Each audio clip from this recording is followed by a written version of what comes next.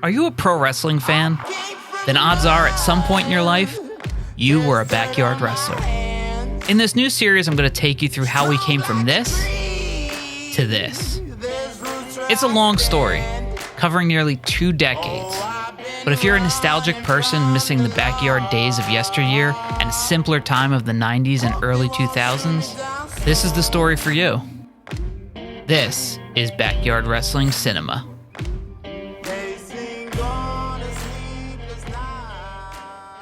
Welcome to Backyard Wrestling Cinema, Season 5, Episode 8. Last week, the Old School Alliance began showing some chinks in the armor ahead of our upcoming pay-per-view, Aftermath, where I would challenge my own cousin for my world title. Out first was Agent Bibbs, who was upset with the Old School Alliance for giving him a concussion just 2 weeks prior. He called out the public access spokesperson, Christian Greed, and tries to hold him hostage. Hey, what the hell do you think you're doing? What the hell? Ow! With what was very clearly a plastic gun, Mumbles makes his way out to make the save, showing that he's the top good guy here in the company. The team of TLD and Super Sweet, collectively known as Dangerously Sweet, will take on the High Rollers with Christian Greed as a special guest referee. The High Rollers were TJ Money, the owner, and Mr. Benjamins, who would challenge for the United States title next week at our pay-per-view. TLD was doing this drunk gimmick, and it really wasn't working. Did you go? Oh!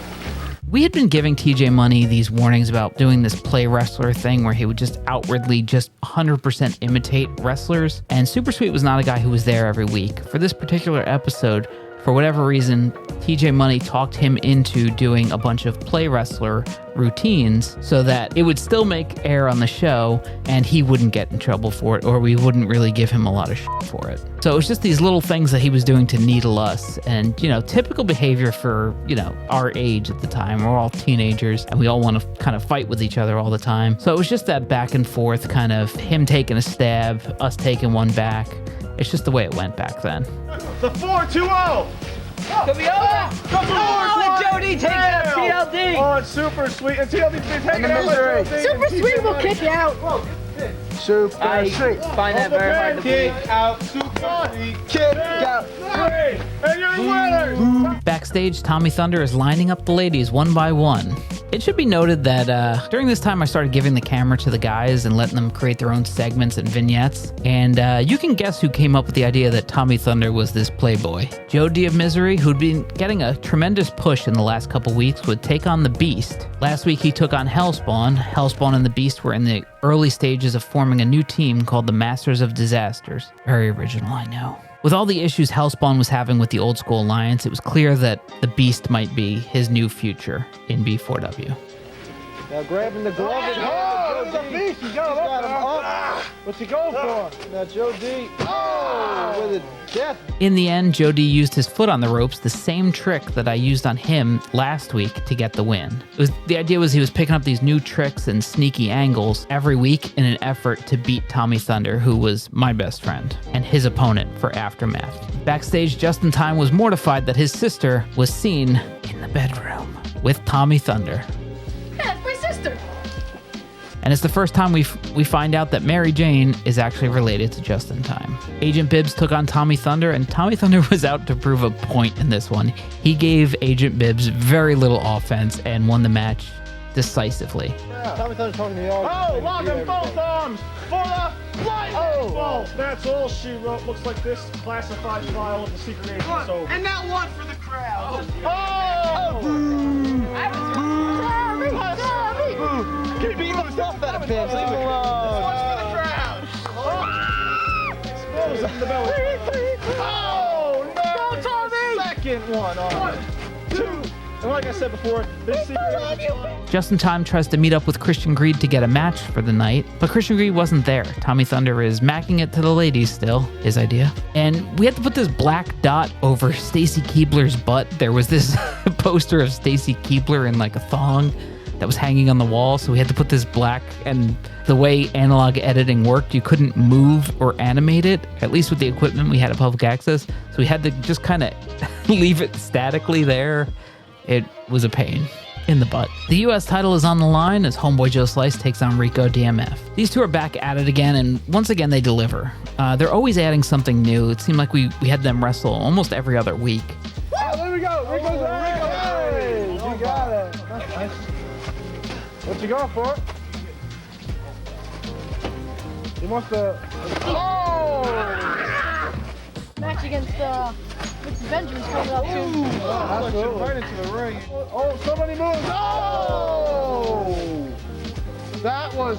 In the end, Hellspawn came out and took out Rico. As the Old School Alliance and him were still having issues, they all kind of ran to the back yelling at Hellspawn. Get out here again.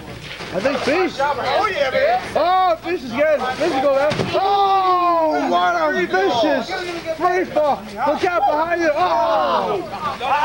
Coming in from behind. Mr. Beast distracts the referee. And he's going up. And no! He takes him down. I can't believe it. And then I'm laying him down. Nailed the gate to hell. Shut up! Whoa. Jesus! They're leaving with them. Where are you going? The Beast does not understand why he's leaving. And neither do I. And now it looks like Homeboy's going up. And no! Nails! Excalibur. My bad. 2, 3, and there's the 3 count. Homeboy Joe Slice is your... Homeboy Joe Slice gets the win, and as he celebrates in the entryway, his Aftermath opponent, the man who will challenge him for the U.S. title, Mr. Benjamins, came out and hit him in the back with a steel chair. Oh, he knocks him out. Benjamin's just nailing the chair. It's a little preview. It's gonna happen next week. Next week, they meet in a TLC match for that U.S. title. Backstage, there is clear division between the Old School Alliance and the Beast and Hellspawn.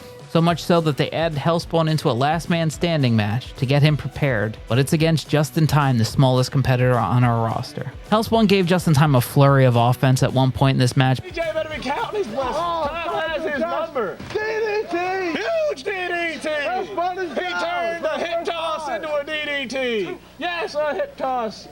Hey, the fly girl. Oh, the fly girl. For the first time in an 18-week hiatus has helped out the fly. He is cleaning out. Hellspawn is down. They're the same size, kind of. You can't knock him out. He's 8'8". Oh my God! Right in the juice box. Little. I think Justin has had enough. He has flipped. He has lost it. The little man. His time has come. The winner. In the end, he was no match for Hellspawn. Hellspawn and the Beast. Now what are you gonna do here? Oh no! That powerbomb neckbreaker move. It was two guys twice the size of Justin Time, and Hellspawn won this match. A preview of the Aftermath pay-per-view card is shown. Next up was the main event. It was Mumbles and Rob Blivius, collectively known as Dumb, Doofuses United, Mumbles and Blivius, take on myself, Denver Street, the world champion, and Christian Greed. Mumbles was stealing TLD's gimmick, the one that I mentioned earlier that wasn't getting over. And in the weeks leading up to this, he had left early a couple times. He took his pants off, causing us to rewrite an entire show. And it was just starting to get uncontrollable. And it was hard to justify putting the belt on him the following week. His injured larynx. Oh, Bagava! Oh! The street sweeper! Yeah, the street sweeper on his cousin. Just when you thought you counted out Mumbles, he comes back with the technicality and range of a sober man. And a super kick. One.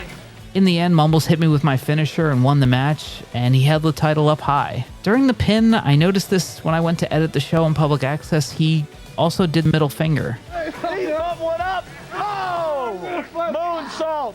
That's Mumble Vision, baby! 1, 2, 3! Which was something we gave TJ Money a lot of for. We didn't want cursing, we didn't want middle fingers, we didn't want nudity, we didn't want profanity, we didn't want any of it on the show. Drug references, nothing. And like I said, I caught it 2 days later when I was editing the show, and it was at that point I finally made the decision to meet up with who we consider the higher-ups in our company and come up with an alternate plan. A few of us meet in the days leading up to the Aftermath pay-per-view to decide who would win the world title. It was decided that I needed to drop it, but I wouldn't drop it to Mumbles. We'll find out how it all went down right here next week on Backyard Wrestling Cinema.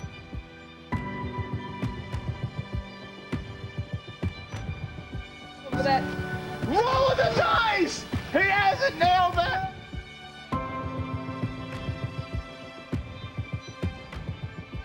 Long. And now Joe for it.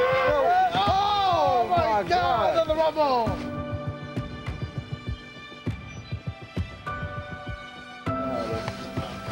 That's right. Chopping away at him. That's one.